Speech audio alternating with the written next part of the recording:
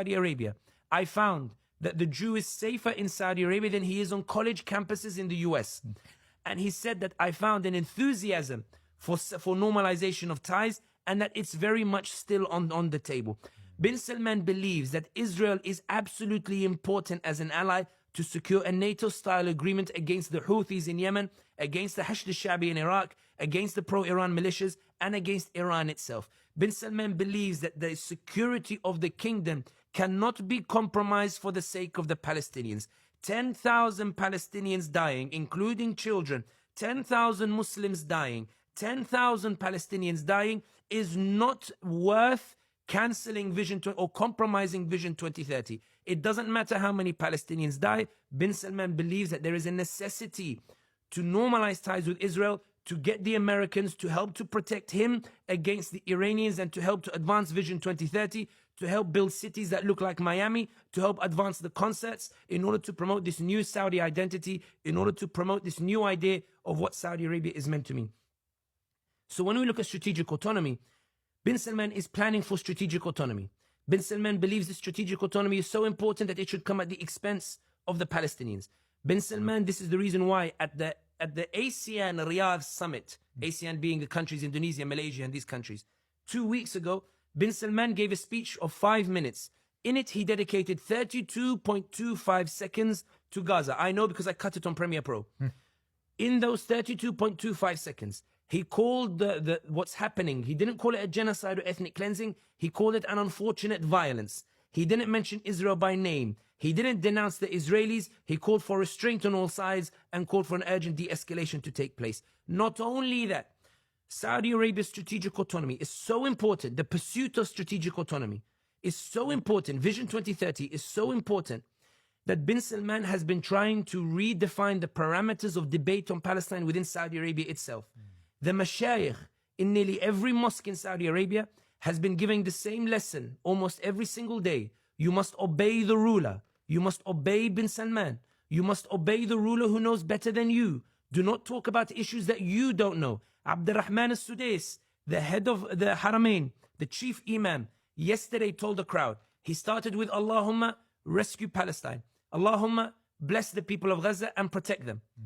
Once he finished, once he did the wajib in order to try to get the Muslims to listen to him, he said, and remember, don't let people use this fitna. He called it a fitna. Don't let people use this fitna to cause you to turn on your leader, to cause you to turn on Bin Salman, and obey your rulers and obey the scholars that he has appointed over you.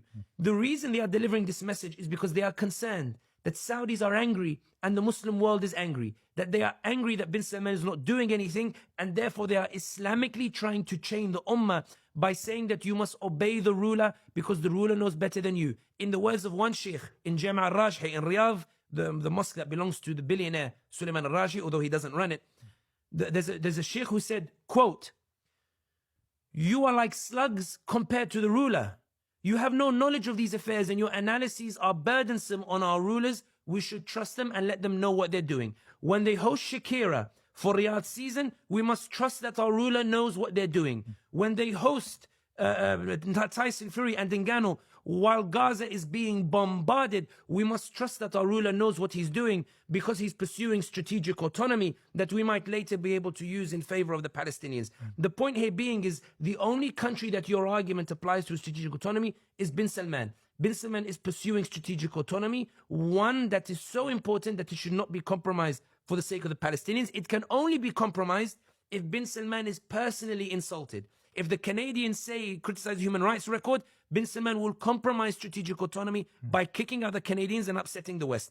If Biden calls him a pariah, if Biden insults Bin Salman personally, Bin Salman will cut the oil production. He'll increase the prices. He'll mess around with the gas prices because Biden has insulted him specifically, and he's ready to compromise Saudi strategic autonomy for the sake of the personal insult or rectifying that personal insult. But the point is, to finish here on this, with regards to strategic autonomy or the like, it's absolutely abundantly clear that the Muslim countries have the ability to do something, but they are choosing not to because they believe that their strategic autonomy, that they are still building it, and they believe that that strategic autonomy can be built on the abandonment of the Palestinians. There are different degrees to it. I don't think Erdogan is as callous as Bin Salman in it.